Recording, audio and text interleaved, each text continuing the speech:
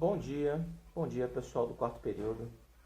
Conforme combinamos, nós vamos iniciar nossas aulas com uma revisão, né? Então, vamos a ela. Prestem bastante atenção, tá? Nós vamos começar falando de corte total, tá? E mais adiante, os demais cortes, ok? Bom dia galera do quarto período. Como nós conversamos anteriormente, nós vamos começar fazendo uma revisão dos conteúdos, né? E o primeiro que a gente vai dar uma revisada é o corte total. Bom, qual é a função do corte? A função do corte é facilitar a observação interna da peça. Claro que em algumas peças não há necessidade de se representar em corte. Podem ser trabalhadas as vistas convencionais. Bem, vamos pegar um exemplo mais complexo e depois vamos pegar exemplos mais simples, mais práticos, para a gente entender como é que funciona. Bem, eu peguei aqui um registro de gaveta, tá? Ele está aqui em perspectiva. Essa foto é só similar ao desenho técnico, ele não é idêntico, tá? Tem algumas diferenças dessa perspectiva para as vistas. E vocês podem notar que aqui no meu canto esquerdo, eu tenho a representação da vista frontal convencional. Notem que eu tenho uma série de tracejados para representar os elementos internos. Já à direita, eu tenho uma vista em corte. Essa vista em corte, vocês podem ver que apesar de mesmo para vocês ainda terem muita dificuldade no entendimento, ela fica mais clara quanto aos elementos internos. Aqui a gente tem a passagem da água, tem aqui o fechamento dela a partir do êmbolo de fechamento. Então, nesse caso, o desenho que está à direita, ele ficou bem mais simples de ser entendido do que o desenho que está à esquerda. Vamos entender como é que funciona o corte, tá? Bem, o corte, ele é imaginário. Ninguém vai chegar na empresa, vai cortar uma peça ao meio para verificar internamente essa peça. Ele é dentro da sua mente. E dentro da sua mente você tem que fazer a seguinte observação. Então, posição do observador. Notem aqui que eu tenho o bloco, já uma peça bem simples, tá? E tem um observador desse bloco. Se nós fôssemos trabalhar as vistas convencionais, a vista frontal desse bloco seria com linha tracejada. Agora vamos imaginar esse bloco atingido pelo corte longitudinal, quer dizer, um sentido de corte que atravessa a peça em todo o seu comprimento. Notem que essa parte aqui, ó, ela vai ser retirada e fica só a parte posterior. Então, fica só essa outra partezinha aqui. E agora o observador, ele passa a ver internamente a peça. Aí a gente chega à seguinte conclusão, né? Quando a gente tem uma peça onde a representação dos detalhes internos não é atingida pelo corte, a gente tem linhas tracejadas.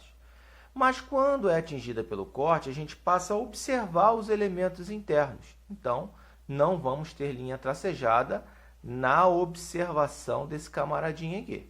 Então, esse camaradinho aqui, ó, ele está gerando a vista frontal desse jeito, tá? Notem que a vista frontal, ela está representando aqui, ó, essa parte branca é a parte do furo. Esse é um furo cego, é um furo que não atravessa a peça. Então, aqui a vista frontal, nós temos a representação da área maciça pelas achuras. O nome que se dá a essa representação de linhas inclinadas aqui, ó, são as achuras. Elas representam a área maciça do material que foi cortado, tá? As achuras são como se fossem ranhuras provocadas por esse corte imaginário. Nós temos a vista superior da peça, a peça completa, e nós temos o caminho do corte. Notem que o caminho do corte ele é feito pela linha traço-ponto estreita, ela vai ser larga nas extremidades, tá? E com setas indicando o sentido do corte, e com um nome para esse corte. O corte total ou pleno, que é o corte que estamos estudando agora, ele tem a obrigatoriedade de ter o nome do corte. E o nome é representado por letras maiúsculas e iguais. Então, no caso aqui, corte AA. A lateral esquerda foi trabalhada de forma convencional, sem nenhuma aplicação de corte. Mais um exemplo aí para vocês. Notem aqui uma outra peça em perspectiva, ok? E notem esta mesma peça tendo sido cortada no sentido longitudinal, quer dizer, no comprimento dela. Vamos observar as vistas. Ó, a vista frontal tem toda a área maciça achurada, tá vendo aqui, ó? Linhazinhas inclinadas. As achuras são linhas contínuas estreitas inclinadas a 45 graus, tá? Em paralelo. Então, nós temos aqui, ó. E as áreas referentes aos furos estão em branco. Notem que em nenhum momento aqui eu usei linha tracejada. Por quê? O que eu vejo, eu não tracejo. Olha a vista superior. A vista superior já é da peça inteira, a peça completa. Notem que aqui, ó, eu tenho tracejado e aqui eu tenho tracejado. Por quê? Quando eu olho a vista superior dessa peça, eu não vejo esse furo nem esse furo. Só vejo o furo central aqui na base. Então, sendo assim, obrigatoriamente eu tenho que tracejar. Notem também que nessa vista superior foi feita a linha traço-ponto e no final dela as indicações convencionais de corte. Então, corte AA. A lateral esquerda foi traçada de forma convencional, sem nenhuma aplicação de corte. Bom, nós podemos também fazer cortes em dois sentidos. Além do corte longitudinal, que é no comprimento da peça, a gente também pode fazer um corte transversal. Sendo assim, nós podemos utilizar a área achurada em duas vistas, a vista frontal e a vista lateral esquerda. Então, na vista frontal, eu vejo a observação do corte AA.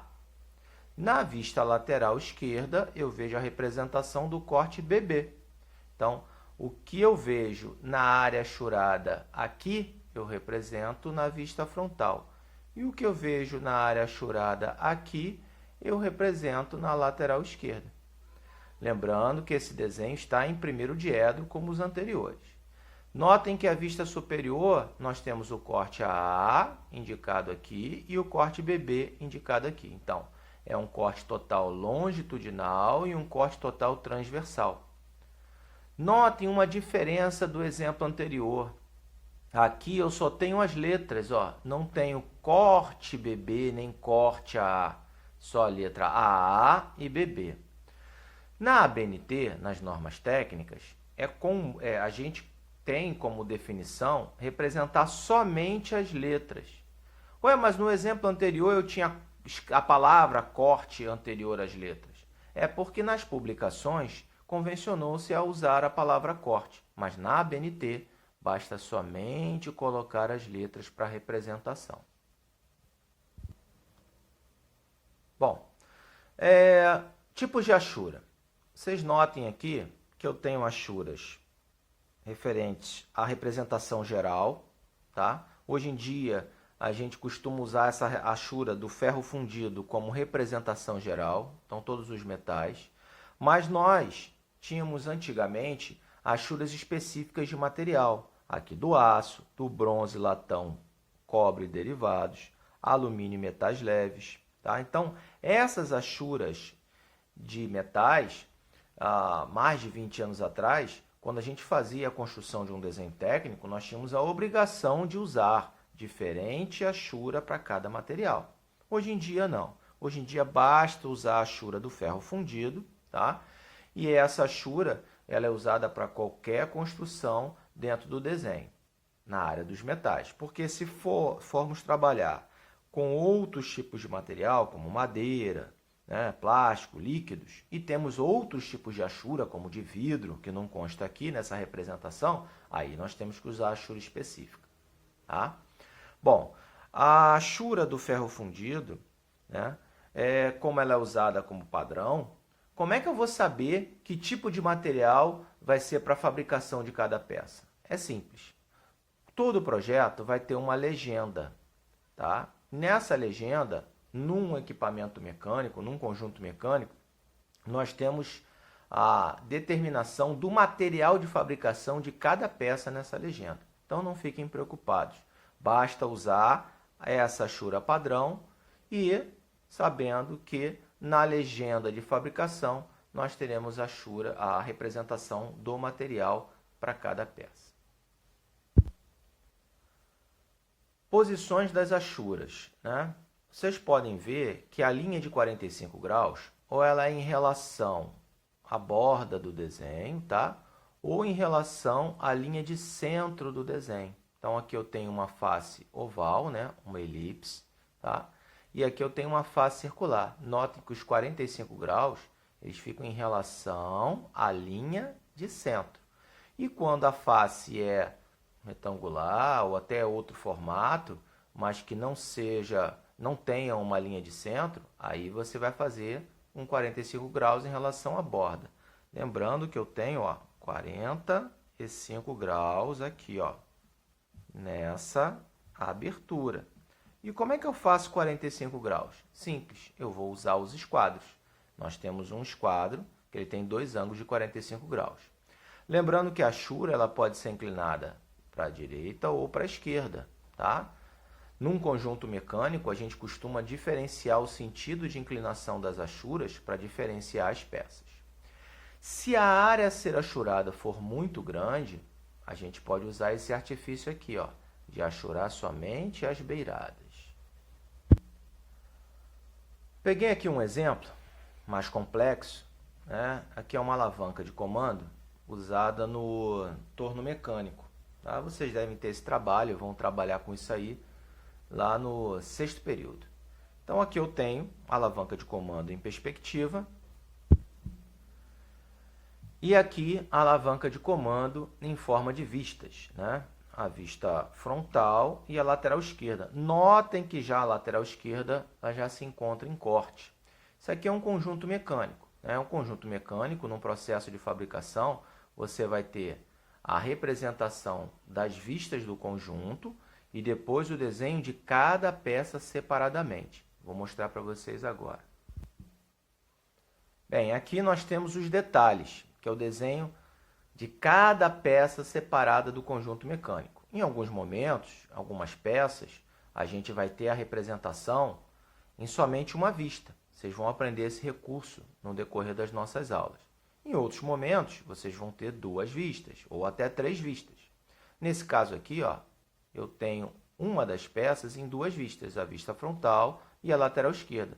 Notem o corte total aplicado aqui para facilitar a interpretação da parte interna da peça. Olha a legendazinha de conjunto que eu tinha falado com vocês, que tem a especificação do material de fabricação. Então, não se preocupem em fazer uma achura específica, porque temos a legenda de conjunto e essa legenda de conjunto vai ter lá qual tipo de material para fabricação. Fechamos aí então a revisão dessa parte referente ao corte total ou pleno. Fiquem tranquilos, porque nós já exercitamos isso em sala de aula, né? Não esse exemplo aqui, mas fizemos outros, né, em sala de aula e vocês vão fazer exercícios também referente a esse conteúdo que eu vou propor a vocês a partir das nossas aulas online, ok? Na nossa próxima aula, nós vamos falar do meio corte, revisando também esse conteúdo.